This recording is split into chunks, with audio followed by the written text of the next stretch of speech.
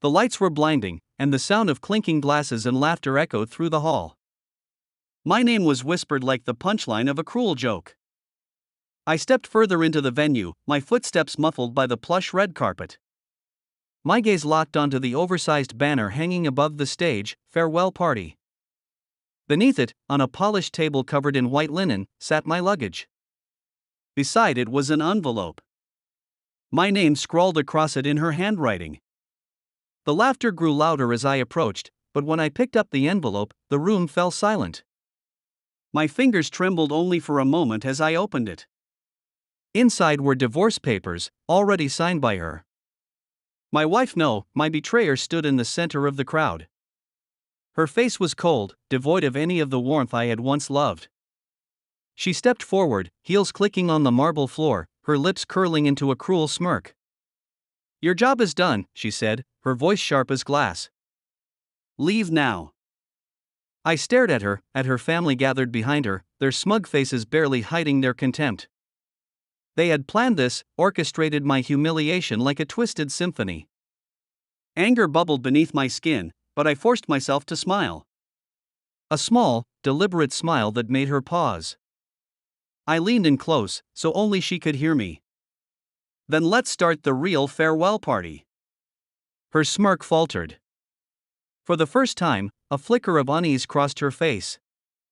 I straightened, turned, and walked out of the hall. They thought they had one. But they had no idea what I was capable of. For 5 years, I had been the perfect husband. Loyal. Supportive. Trusting. I built a life for her, sacrificed my dreams to fuel hers, and treated her family as my own. Her father's failing business? I revived it. Her brother's debts? I cleared them. And yet, as I looked back, the signs were always there. The late-night whispers between her and her mother that stopped the moment I entered the room. The family trips I was never invited to. Her growing disinterest in me, masked by feigned exhaustion. I dismissed it all, blind to the storm brewing behind my back. Until tonight. The moment I walked into that hall, everything became clear. This wasn't just a betrayal, it was a coup. They had used me, drained me of my resources, and now, discarded me like trash. As I sat in my car outside the venue, my hands gripped the steering wheel so tightly that my knuckles turned white. I wanted to scream, to storm back in and confront them. But that would be what they expected. An impulsive outburst. A moment of weakness. No. They didn't deserve my anger. They deserved my silence. My patience. My cold, calculated revenge. I wiped away the tears that threatened to spill, pulled out my phone, and began making calls. Revenge, I've learned, is best served in pieces. Small, untraceable acts that chip away at your enemy's foundation until it crumbles beneath them. I spent the next 3 weeks crafting their ruin. First, I focused on her father. His business, now thriving thanks to my investments, had a glaring weakness dependency. I had been the sole investor, the lifeline keeping it afloat. Quietly, I began pulling out my funds, rerouting them to his competitors. A series of anonymous tips to the authorities ensured they found the irregularities in his books. When the auditors came knocking, his empire collapsed overnight. Her brother was next. The gambling debts I had paid off were only the tip of the iceberg. I tracked down his old creditors, shared the proof of his hidden assets, and let them do the rest. By the time they were through with him, he was drowning in more debt than he could ever repay. And then, there was her. My wife. The woman who had vowed to love me but had only loved what I could provide. Her carefully curated social image was her pride. A few leaked emails, private photos, and voice recordings ensured her fall from grace. Friends turned their backs.